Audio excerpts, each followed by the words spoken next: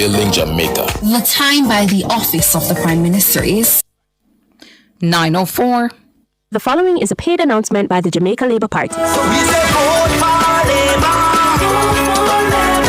To Jamaica. We say vote for Labour. The proceeding was a paid announcement by the Jamaica Labour Party. You're inside the Consumer Hour.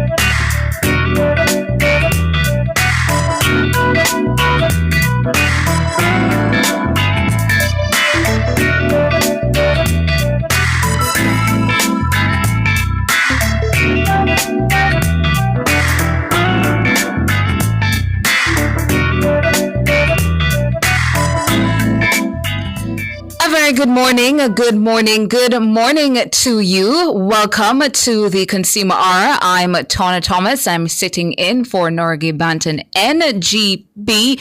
Good morning to you wherever in the world you are. Good morning to our YouTubers on the nationwide 90 FM Live 2 channel. Let me hop on over into the YouTube chat, see who is out early. My friend Rick NYCJM. Good morning to you, Rick. Hope you're having a good morning. Good morning as well to David Nebar, Errol Townsend. I see you. Good morning. Good morning as well to Sonia Hutton, Chris Daly, Merlene Russell, Karen Granville, Hugh Donaldson, Albert Morgan, Kariva Peart. Who else am I seeing out in the chat early? Monica Cullum, Monique Hunter as well. Good morning, Angela Greaves, Monica Stone. I'm seeing all of you loading up in the chat. Eric Blair, Cynthia Matheson. I am winning right now. Him personified. Good morning to you. Happy to have all of you joining me in the chat. Donna Johnson, I see you as well. The Passport for Life, I see you out early as well. Continue to hop on over into the chat. I do love and appreciate your engagement. Good morning as well to my friend Philip Jackson. Long time I haven't seen you. Good morning to you. And good morning to our friends joining us on the FM band on 90.3.7, 90.7, 90.5, 90.9. So that's 90.3, 90.7, 90.5, and 90.9. And good morning to you if you're joining us on the Nationwide app. Hello. So today on the Consumer Hour, it's Immigration Mondays as usual, where we take your questions and concerns about visiting or immigrating to the U.S. or Canada.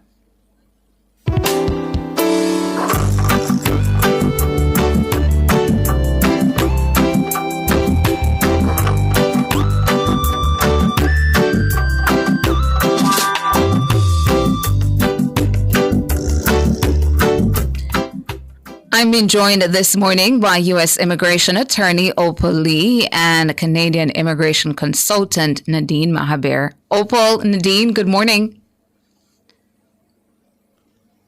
Good morning, Miss Tana. Good morning, Miss Opal. And of course, good morning to our wonderful and loyal listeners and viewers. Good morning, Nadine. Thanks for joining us. Good morning, Tana. Good morning, Nadine. Good morning to our wonderful and loyal listeners and viewers. Happy Monday. Happy Monday to you guys as well, and happy 1st of September, brand new month. So, any updates, ladies, on immigration policies? Happy Labor Day. Happy Labor Day to those celebrating in the United States of America. It is actually a holiday here. Ah, wonderful. So, and Canada as well, Tana. So, a very happy Labor Day to all our Canadian and American friends who are celebrating today. Happy Labor Day indeed to the Canadians, to the Americans. So any updates on immigration policies from the US and Canada? Opal, then to Nadine. Right. The only update is for our listeners to know that beginning October 28th, USCIS will no longer accept checks or money orders. They will only accept credit or debit cards. That means you're going to have to submit with your application. That's for people in the United States. Let's say you're filing an I-45 because you're married to a U.S. citizen, or maybe a child is filing for you. You're going to have to submit the G1450 or the G1650. Please, guys, make sure enough money is on your credit cards and your debit cards when you're doing this, because if something goes wrong, for example, if there's an alert from your credit company because they're not used to you making such a payment, what's going to happen is that they may reject the application, and guess what? Your application forms, everything is going to be returned to you. And can you imagine if you were trying to meet a deadline? That will not be a good thing. So just know that beginning October 28th, USCIS will only accept credit or debit cards. And I know a lot of people like to do the old-fashioned way and send a check, because they will make sure the check has been cleared and everything. No, only credit cards are now going to be accepted, or debit cards. That's it from me. Thank you, Opal. And to Nadine? Tona, well, not so much of an update, but more of a reminder. I would like to remind persons who had children outside of Canada while they had Canadian citizenship status, that child may qualify for Canadian citizenship. You want to ensure that, of course, your name was on the child's birth certificate before you go ahead, and first step is to apply for the Canadian citizenship certificate, and then you can apply for the child's Canadian passport. So there are three steps involved. The first step is to make sure that, yes, the Canadian parent name is definitely on the birth certificate. The second step is to apply for the Canadian citizenship certificate. And the third step is to apply for the Canadian passport for the child. And again, you want to make sure that you can prove your Canadian citizenship at the time of the child's birth. Thanks, Tona. Thank you so much, ladies. For those of you who are listening and you care to call, let me give out our studio lines. The numbers 630-9371, 630-9372, 630-9373, and 630-9374. For those of you who want to use our digital line, 618-8255. It is Immigration Mondays. If it is that you have any concerns, any questions, any queries about visiting or immigrating to the United States or Canada, Opal and Nadine will be with me until about 9:55 a.m. So ensure that you do give us a call, or if it is that you want to hop on over into our YouTube chat area or channel, is Nationwide 90 FM Live 2. You can come on over into the chat and pose your questions, and I'll, of course, direct those to the ladies on this morning as usual. Opal Lee, a U.S. immigration attorney, and a Canadian immigration consultant, Nadine Mahabir. Before we go to our first break of the morning, ladies, if you could give out your contact details. Thanks, Tona. For Nadine Mahabir, our contact number in Jamaica, it is 876-754-4391. That's 876-754-4391. In Canada, it is 1-416-249-5885. That's 1-416-249-5885. Our email address is info@cdnintl.com. Over to you, Ms. Opal. Thank you, Nadine. For Opal Lee, the phone number in Jamaica is 876-854-3599. That's 876-854-3599. In the United States, it's 954-358-2020. That's 954-358-2020. You can also find us on Instagram, Facebook, Twitter at FlowJam Legal. That's FLOJAMLEGAL. Over to you, Tana. Thank you so much, ladies. And just before I go to the break, I did get a message here from a listener who is saying that she went to the Registrar General's office in St. Anne's Bay and that their internet is down. She's saying that it's been down for more than a week and it's affecting their research there, how quickly they're able to search. So just putting that out there. A listener in St. Anne saying that she went to the Registrar General's office in St. Anne's Bay and that the internet is down. It's been down for about a week, and it's affecting how they do the search of their database there to provide customers with information. So just putting that out there. Of course, as I said, keep on loading up the chat with your questions. We're going to take our first break and then come back with more on the Consumer Hour.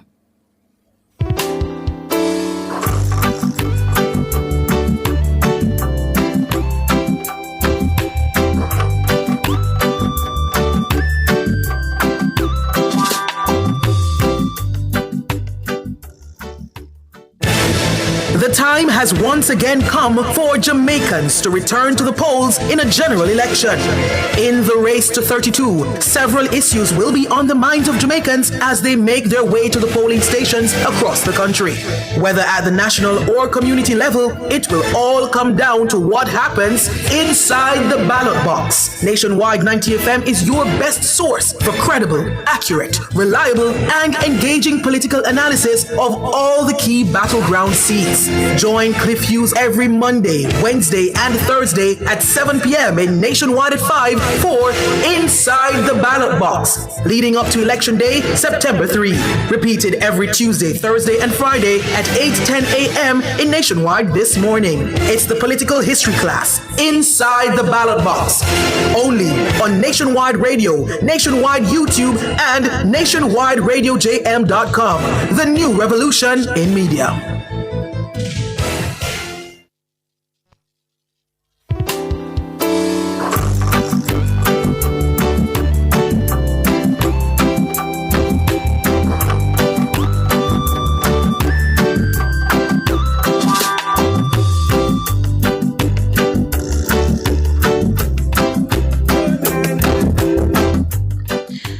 Welcome back to the Consumer Hour. I'm Tana Thomas sitting in for Norgay Banton, who is on her special assignment that you will see at 10 a.m. It is, of course, Immigration Mondays. On the line, U.S. Immigration Attorney Opal Lee and Canadian Immigration Consultant Nadine Mahabir. First caller of the morning, Jenny. Good morning to you. Good morning, Tana. How are you? So nice to talk to you after all these years. Yes, good morning to you, Jenny. Nice to speak with you as well. What's your question this morning? Yes, I have this question. I have my visa, 10-year visa, which expired this month, September here. So the question I'd like to ask Oprah, my son is filing for me now. Is it that I could still apply for a visiting visa now while I'm filing? Did I come across clear? You did. We're not hearing you though, Opal. I don't know if you're muted. 1 moment. Sorry. Yes, I was muted. Go ahead. Sorry about that. But caller, yes, absolutely. I would say go ahead and put in to renew your visa. Of course, there's no guarantee. Just please be very truthful on it. Don't put, they already know your child is filing for you. Don't go put no family members or anything in the United States to answer it properly. If you get it, you get it. If you don't worry, because at least you have a backup plan because your child is already filing for you. But I've seen so many clients get to renew their visa, even though they have an immigrant visa pending.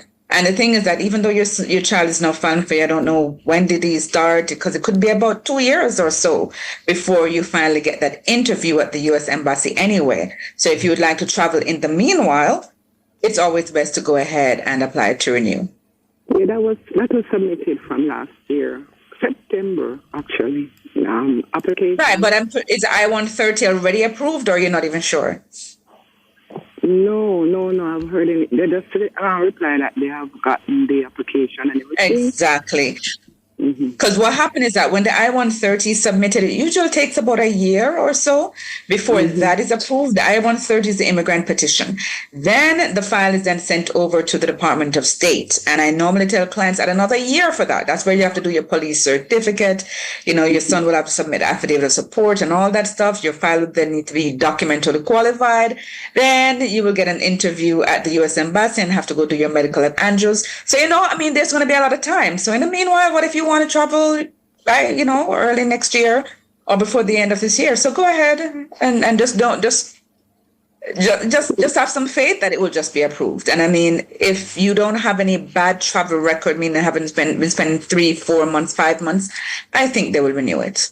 Okay. The next question I would like to ask, since I'm at it, so what are the requirements that I should prepare for while in filing? What do I need, but I know for what I'm asking is that for immunization card way back when I'm old, do I have to go get those things? You don't sound old, ma'am. All right. But listen, when that time comes, what was that? I'm 63. All right. Okay. But listen, when the I-130 is approved and your file is sent over to National Visa Center, you're going to get to log in. You're going to get a KNG number, an invoice number. Then you can log into that system where you will see all the required documents, like the civil documents that are required. For when you're ready to do your medical, it's always recommended that you have your old immunization documents and everything, so you don't have to maybe do some of those other vaccines. But that's something that you will deal with when it comes time for you to do your medical at Andrews Hospital. So if you can try and get those in the meanwhile, you can, but you're nowhere close to that right now. Okay, so thank you so much, Oprah. Have a lovely day. So I have one question for Nadine. You're welcome. Go ahead, Jenny. Yes. Hi, good morning. So Nadine, I had a Canadian visa and it's expired, and but my husband does have. Do I have to for applying? Do I have to take carry an invitation? Or being based at my husband has already. He just got his recently back. His was expired. He just got it back. I didn't apply with him. So is it that I could just go ahead and apply without an invitation letter, or I have to have an invitation letter? Did I come across clearly? Yes, ma'am, you did. And thanks for the question, because that's a pretty common question that a lot of persons ask. Now, remember, the Canadian High Commission, they don't do renewals. I'm not sure the process for the US, but for Canada, it's a new application. So you have to ensure that, yes, you provide all your ties to Jamaica. If you're working, your job letter, bank statements, property documents, if you have a motor vehicle, your motor vehicle documents, your marriage certificate, and I normally recommend including your spouse's documents as well. So you can include your husband's job letter, his bank statements, and so on. Now, coming to the invitation letter, will you be staying with a family member or friend when you visit Canada? Yes, family. Okay. Is there a reason why you may not want to get an invitation letter from them? No, but I'm just asking if it's all that necessary. No. I don't have a problem. Well, normally you need to show where you're going to be staying. So if you're staying with a family member or friend, then I would recommend getting an invitation letter from them, a copy of their Canadian documents to show if they're a permanent resident or a citizen, as well as their job letter. Now, they don't have to include their salary if they're not comfortable including that information. Otherwise, if you're going to be staying at an Airbnb or a hotel, you would include the information, because the thing is to show that you can cover the cost of your trip when you visit Canada. Normally, of course, if you're staying with a family member or friend for a few weeks, it's not going to cost you financially because they'll probably be providing you with accommodation. Okay. Thank you, Nadine. Thank you so much. I'm sorry? I said thank you very much. Okay, you're very welcome. Did I answer your question? Yes, you did. Both of you did. Thank you very much. Have a good day. Okay, you too, ma'am. Thank you. All right, Jenny, take care. Tono. Yes, Opal. On that same thing, because Nadine just mentioned it, saying that she's not sure about the US. It's the same thing for the US. I know a lot of people say renewal, but it's not really a renewal. I know because they had a visa before, so they're just thinking they're applying to renew, but it's really a new application. So every single person, even if you had your visa expired last week for the US, it's really a new DS-160, a new form. They're going to look at your situation at that time to see whether or not to qualify. So don't think because you had a visa before that you automatically are going to get a renewal. They're going to look at it. You're applying for a new. Of course, there are some questions that will ask, leading up to it. Have you ever had a visa before? Right. So you would answer it properly. But a lot of people call it renewal, but it's really a new application, visa application. Yes. Leon, go ahead, Nadine. Sorry, real quickly to add to that. On the visitor's visa, work permit, actually most of the Canadian application forms, it asks if you have ever been refused a visa for Canada or any other country. So if you've ever been refused a visa for the US, the UK, or anywhere else, please make sure you tick yes on that application form. Otherwise, it's going to be misrepresentation and you're going to have a whole bunch of other issues. Thanks, Tona. Sure. Leon Crooks here in the YouTube chat is asking, how long does it take to get an interview date for the U.S. Embassy? This is in regards to migration. Okay. So as I said before, when the immigrant petition is approved, I normally tell people to add at least another year, because it all depends on how long you take to be documentally qualified with the National Visa Center. Documentally qualified means you have to do your police certificate. The affidavit of supports have to, be submitted. If there's anything wrong with the affidavit of support and you need a joint sponsor, then you have to submit all of those, because you're not going to be in line for an interview until the National Visa Center is satisfied that you are indeed ready. So if somebody does that faster than you, they're more in line before you for an interview. But I would say once you're documentally qualified, you could expect to get an interview date maybe within 6 months or so. So Leon Opal did provide some more information. He says, all my documents were approved. How long does it take for an interview date? It has been almost a year. Oh boy, I wonder who is filing for them, because I know they were, prior to COVID time, you could expect an interview within 60 days. Then on, we have seen it gone to 6 months or to 1 year. So, and not only that, it all depends too to see if this person, if the visa number is available, because sometimes they'll allow you to do all of that documentally qualified thing, and then they're waiting maybe. Let's say it's your mother. Let's say you're married or you are an adult and you're single and you have to wait for a priority date to become current. And even though you already become documentally qualified, if your priority date, for example, is in December, and right now they're only issuing out visas for that category for September, you're not going to get an interview until they've reached the December date. So it all depends, Leon. All right, Leon, there goes your response. We have another caller, Dwayne. Good morning. Dwayne? Do you have us on speaker, Dwayne? Are you listening to our radio? Dwayne, good morning. I'm hearing you quick, but okay. Yes, go ahead. Okay, for the lady from Canada, good morning to you. And Nadine. Opal as well. Yes. Nadine and Opal, good morning to you. Good morning. All right, for Nadine, you make mention about if you going to Canada, you can stay at a Airbnb or you want to stay at a hotel.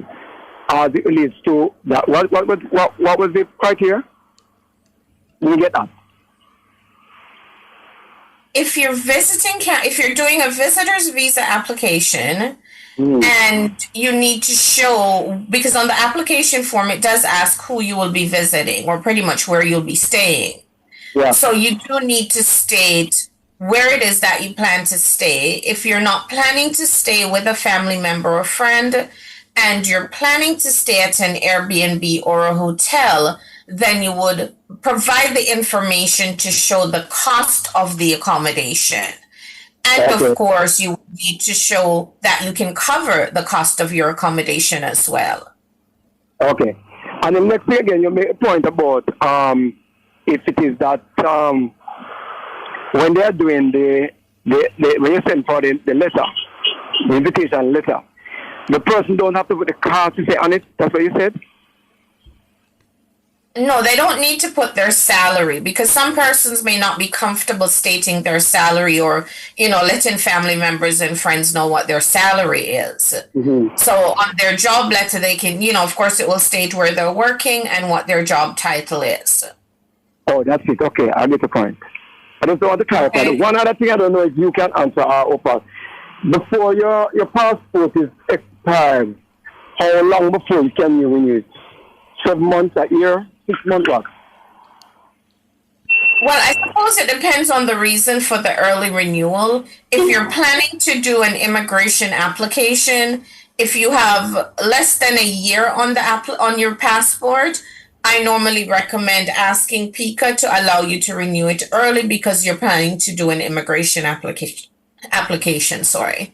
Okay. Right. I would say the same thing because you don't want to enter the US, for example, with only 3 months left on your passport or so, because especially if it's an immigrant visa, because can you imagine you're now going to be in the US without proper ID and then you're going to have to try and rush to get it renewed. So better to have it as much time on it as possible. That is good. All right. Thank you then. Okay. You're welcome. All right, Dwayne, thanks so much. Ladies, just before we go to our next break, if you could give out your contact details. Thank you, Tona. So for Opal Lee, the phone number in Jamaica is 876-854-3599. That's 876-854-3599. In the United States, it's 954-358-2020. That's 954-358-2020. Can find us on Instagram, TikTok, Facebook at FlowJam Legal. Over to you, Nadine. Thanks, Opal. For Nadine Meherbeer, our contact number in Jamaica, it is 876-754-4391. That's 876-754-4391. In Canada, it is 1-416-249-5885. That's 1-416-249-5885. Our email address is info@cdnintl.com. Thanks, Ms. Tona. Thank you, ladies. We're going to take our next break. Petrona, Angie Smith, and all of you in the YouTube chat with questions. We're going to take those after the break. This is the Consumer Hour, Immigration Mondays. Take a break and come back with more.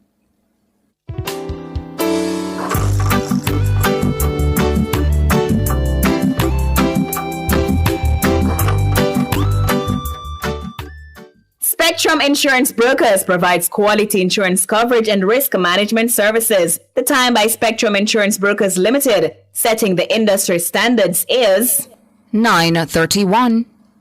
We're making the markets better for you. In the last financial year, more than $100 million was spent on repairs for Sentence Bay, Ocho Rios, Santa Cruz, and the Yallahs markets. We completed phase 1 of the new Buff Bay market, and the final phase will be completed before the end of this year. Alexandria and the Spalding markets are set for rehabilitation in this financial year. The Ministry of Local Government and Community Development is working to modernize our markets, making them more convenient for doing business. Local government is working for you.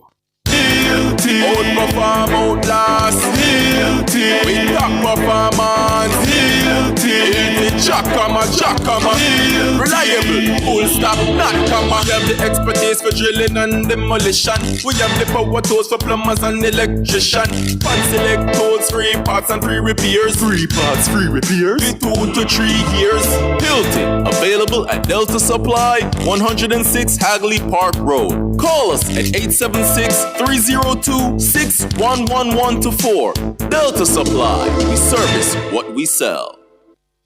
Following is a paid announcement by the Jamaica Labour Party. In our third term, we will double the minimum wage from $16,000, what we have carried it to now, having almost tripled it, to $32,000. In our first budget, the minimum wage will move from $16,000 to $18,500, and then gradually after that for the next few years. Why you think I love the party, yeah? Put the X beside the belly now. Preceding was a paid announcement by the Jamaica Labour Party.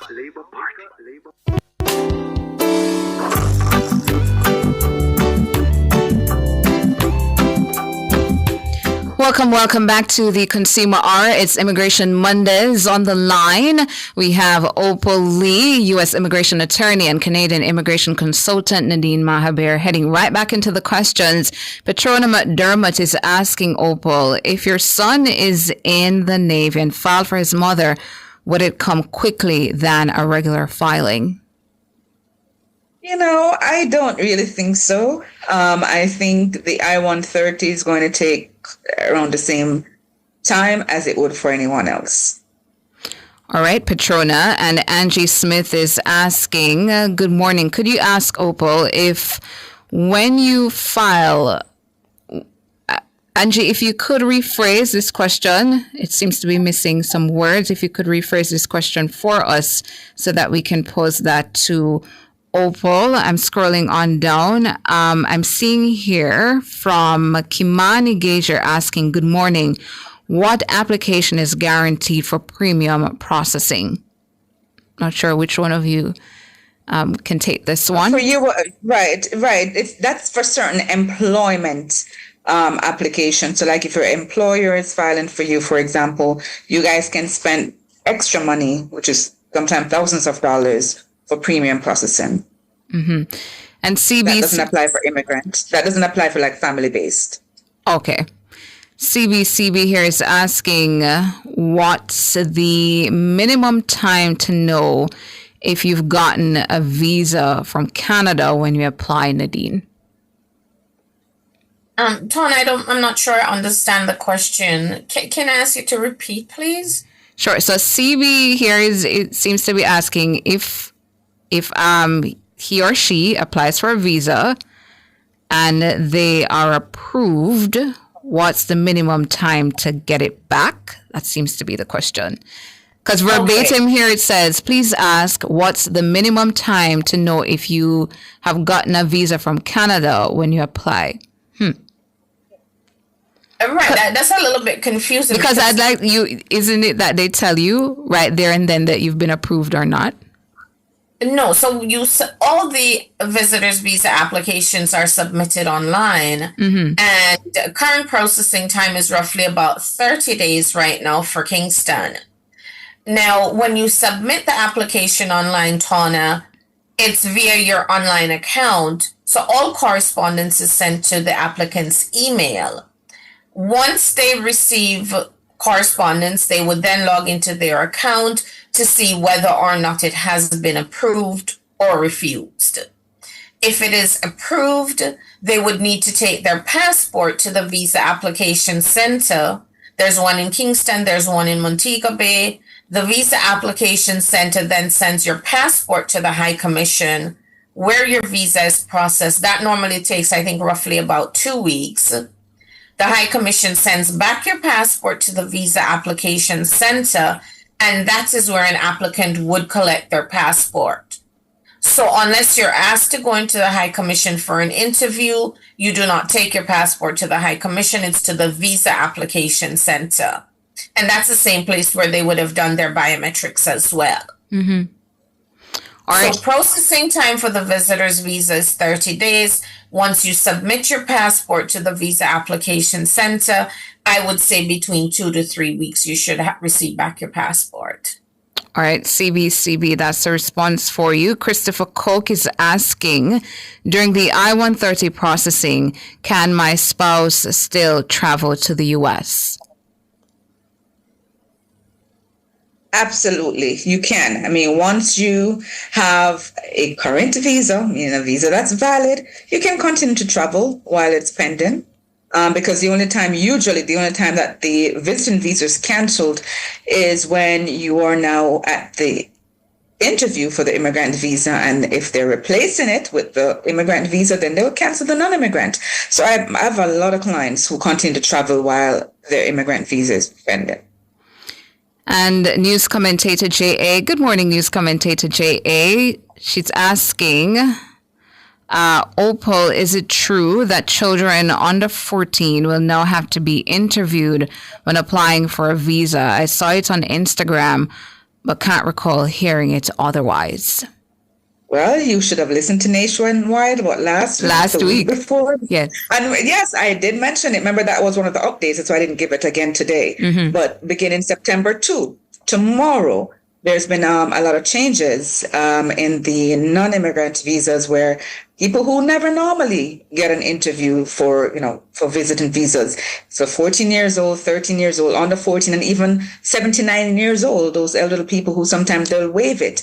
Beginning September 2nd, they're going to more likely than not have to present themselves for an interview. And not only that, if your visa has been expired for more than 1 year, you can bet it that you're going to get an interview, an in-person interview.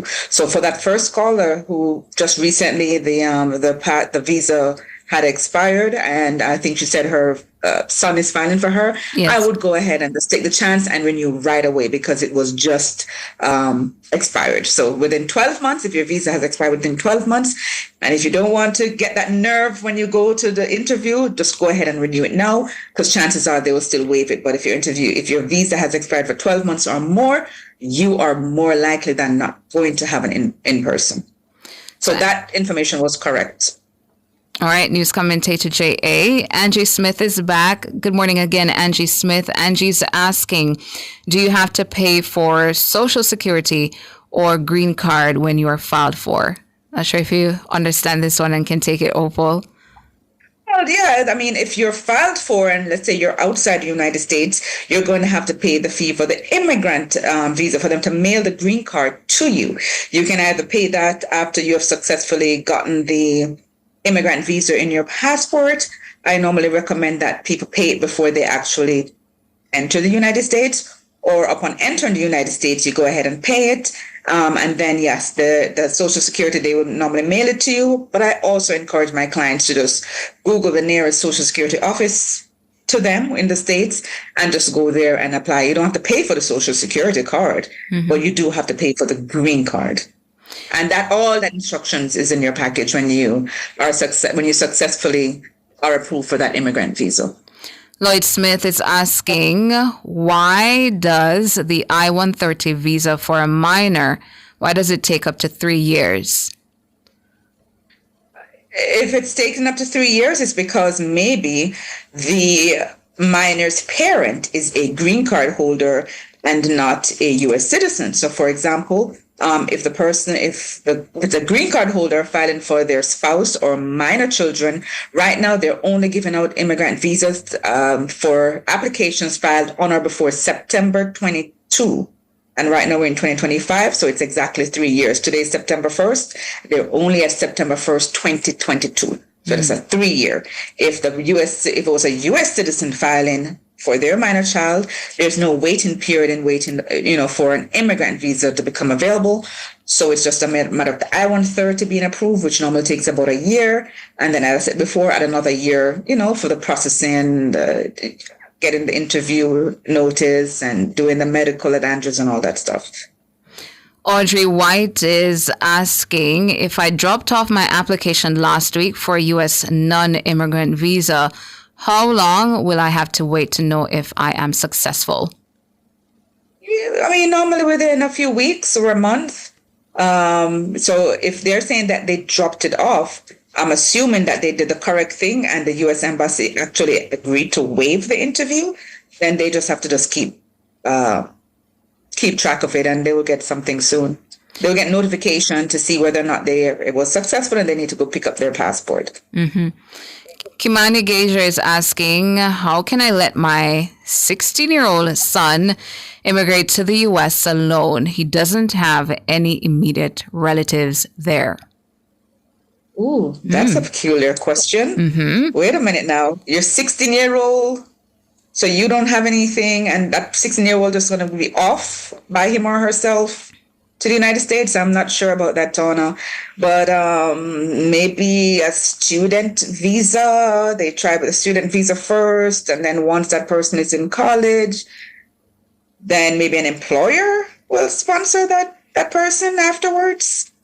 I mean, because usually, I mean, it's too young to be getting an employment visa. So the right usually it's usually an immediate family, like a parent who's a U.S. citizen or a green card holder who would file for that child, Tana. So I'm not sure what this person is trying to do by letting that 16-year-old go off on his or herself. Indeed. To the United States. Yes. Monica Stone, this one is for you, Nadine. Monica Stone is asking, why applying for a Canadian visa has to be so complicated? Yes, Nadine, tell me why. I'm joking. I'm sorry, I have to laugh. Monica, I don't know. It's just the process. It's just the steps, I guess, that persons have to take. And, you know, if the application is not done properly, of course it's going to be refused and you're back at square one again. And as you know, when an application is refused, it makes it 10 times harder to go back and do a second application. So I always say to clients, you know, even if you're not working with a consultant or a lawyer and you're doing it on your own, make sure that you get it right the first time. Tana, real quickly, another question that's in the YouTube chat as well. Someone was asking if a spouse can sponsor you for Canada. Mm-hmm. Yes, you can do a spousal application. You don't have to be married to the person. You can do a common law or what is called a conjugal if you're in a conjugal relationship. So there are 3 different types of relationship that Immigration Canada recognizes for a sponsorship. Thanks, Tana. We can elaborate more after the break if we have time. Sure. I'll allow that as well. Just to give out your contact details, and then we'll go to this next break. Thanks, Tana. For Nadine Mahbir, our contact number in Jamaica, it is 876-754-4391. In Canada, it is 1-416-249-5885.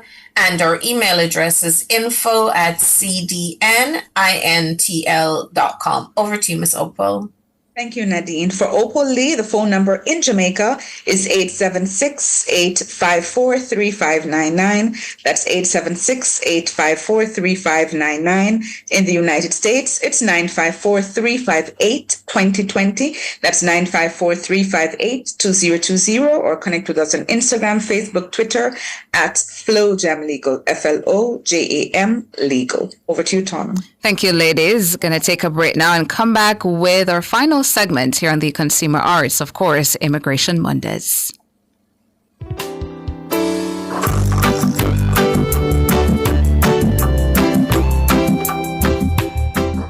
Fill all your prescriptions, get cosmetics and other pharmaceutical items at Mannings Hill Pharmacy, located at 34A Mannings Hill Road, Kingston. Telephone 924-6280. At Mannings Hill Pharmacy, they stock all the hard-to-get medication. The time by Mannings Hill Pharmacy is 9:46. The following is a paid announcement by the Jamaica Labour Party. So we say vote for Labour.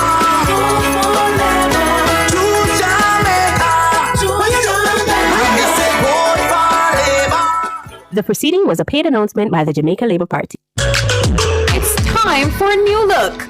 And high time to get serious about protecting our home and investment. It's time to choose BH Paints with over 60 years experience in quality paint finishes. Their products are superior and long-lasting. Time to check them out. Ask about BH Paints 100% Acrylic Ultima Plus paint and primer in one. Experience rich colors with advanced UV and mildew-resistant technologies, independently tested by experts.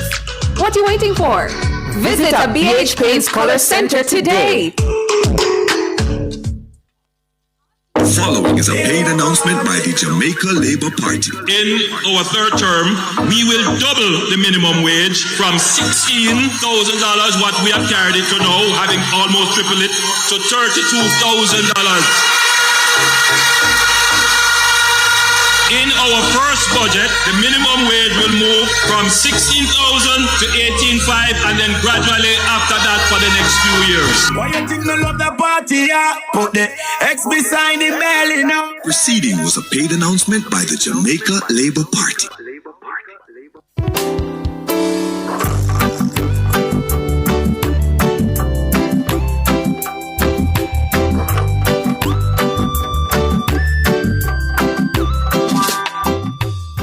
Welcome back to the Consumer Arts, of course, Immigration Mondays. Going to take a final explanation from you, Nadine, and then some final thoughts from Opal if you have anywhere. Wrapping early today because we have a very special broadcast coming up at 10 from elsewhere that we want to ensure we are on time for this morning. So, Nadine, you wanted to add some information from what you were saying earlier. So thanks, Donna. For the spousal application, as I was saying, there are 3 different categories.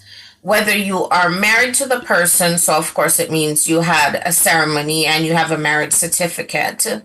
The other is if you're in a common law relationship with the person, which for Canadian immigration, it means you have lived with your partner for at least a year. Now, of course, you do need to show supporting documents, a lease agreement. Do you own property together? Do you have joint accounts? Monica Stone is probably going to say again why they need to know so much stuff. But yes, Monica, you need to show proof of the relationship.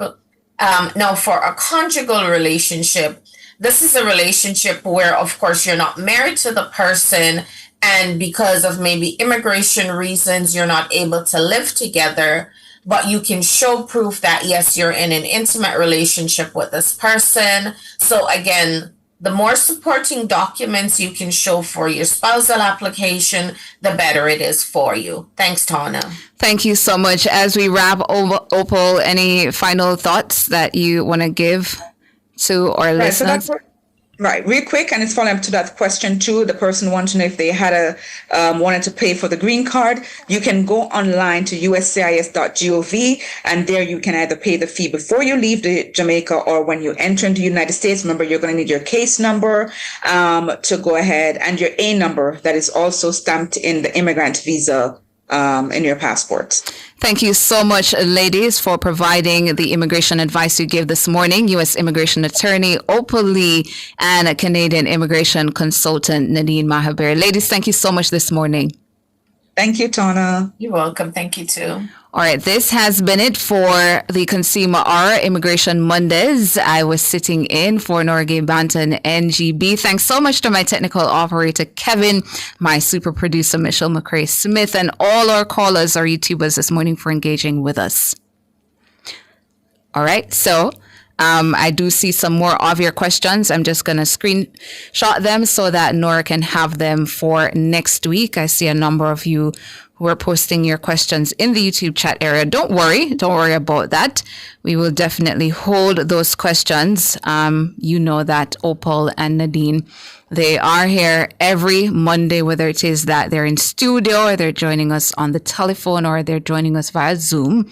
They do come on a Monday. They sit with us for an hour and take your questions. So don't worry about it. I do see your questions. I'll definitely make sure that Nora gets these questions.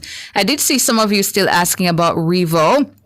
So our new website, it's revonews.ai, revonews.ai.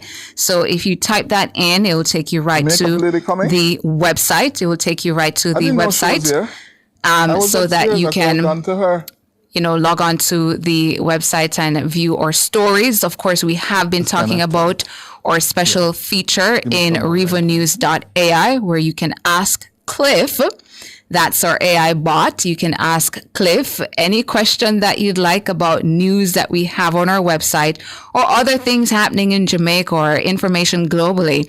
And Cliff will definitely bring up that information for you. I was telling George earlier during our show Nationwide this morning how I've been using it this election season, asking Revo a lot of questions about a lot of historical things having to do with elections down there on the southern belt of St. Elizabeth, and asking Cliff. Cliff has definitely been responding to me with all of that information. So you guys can definitely use that feature. I know a lot of people, when you're on the go, you're doing something in your house, you're cleaning, you're in your kitchen cooking, washing up your dishes and all of that. But it is that you want to hear some information on something in particular, you don't have to be sitting down reading it with RevoNews.ai. You can ask Revo a question about something that you want to know. It brings up that information and it's talking to you while you do what you need to do.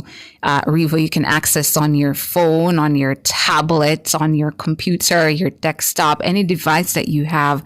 Revo is available on it. I'm on it right now and I'm seeing our latest news is right there. You can access our radio on it. You can access live TV. So if you click on live TV, it takes you right to the YouTube channel, Nationwide 90 FM Live 2. So you get to watch me. Hello. And if you click back on news, it takes you to our website with all of our news items that we've posted. And as I said, if you click on radio, it takes you to the 90 FM so that you can listen via radio. So there's all of that happening on the website. At the bottom of the website, you'll see trending. So all of the news items trending for that day based on what we have posted, that will pop up in that section. And then, of course, there's the usual breaking news section. So all of our breaking news items pops up there. There's news and current affairs. There's also sports, business news, regional news. Of course, I expect at the end of today that news out of Guyana will be dominating the regional news section of our website. And then there's, of course, the usual international entertainment that is at the bottom of RevoNews.ai. So all of the usual tidbits that you're used to on our nationwide website is on our new website, RevoNews.ai, with this special new feature, Ask Revo AI. But 9:55. Hello to you. Good morning to you, Cliff Hughes. Good morning, Tona Thomas. How are you? I am doing well. Good morning. How are you? I am good. With some amount of trepidation. You know, I was just saying to the technical people, you know, you're not in your yard. Yes. You're at a new place. You're trying to feel and, you know, get familiar. Uh-huh. But it's television. I've done this a long time. So, yeah, I suppose after a while it will all get going again. Absolutely. I am seeing you now. You look wonderful. See me now? Yes. Handsome, eh? Handsome indeed. The split screen. The split screen has arrived. Oh, what a difference. Wow. Yes. Yeah. I'm loving the look. Love Yes. the backdrop that I'm seeing. You look really nice in your. It's not a suit, but I love your blazer. Yes. So tell me, how many earpieces do you have in? 1, 2? How many people are talking to you in your ears? Okay, so far 2. 2. But I suspect it's going to get a little bit hectic. I'm hearing from the director and the producer. Yeah. But Cliff, a lot of people do not know where you are. So tell us where you're joining us from this morning. We're joining you from 14 Ocean Boulevard, the Digicel building, yeah, on the waterfront. Beautiful view of the Kingston waterfront. And we, as you know by now, we have taken over what was the Sportsmax Production Television Center, yes? In tandem with Digicel, Amber, and Nationwide, we are setting up new shop and new corporate structure and, you know, looking forward to the ride from 14 Ocean Boulevard. Yes, you or viewers here at Nationwide will be seeing a lot more of us from that lovely studio there in downtown Kingston. So a lot of us are looking forward now, Cliff, to Cliff Hughes Online coming up in another 3 minutes. And then later this week, that big event will be broadcasting live from here. Yes? Modern television facilities. Yeah, we're asking our viewers or listeners to join us on election day when we will spread out, yeah, as they say. All right, so we look forward to that. So let me wrap my segment and then turn over to you. So thanks again to Kevin, Michelle, all of our YouTubers or callers, and thanks to Opal and Nadine for joining me in the Consumer Hour. And I turn over now to Cliff Hughes Online.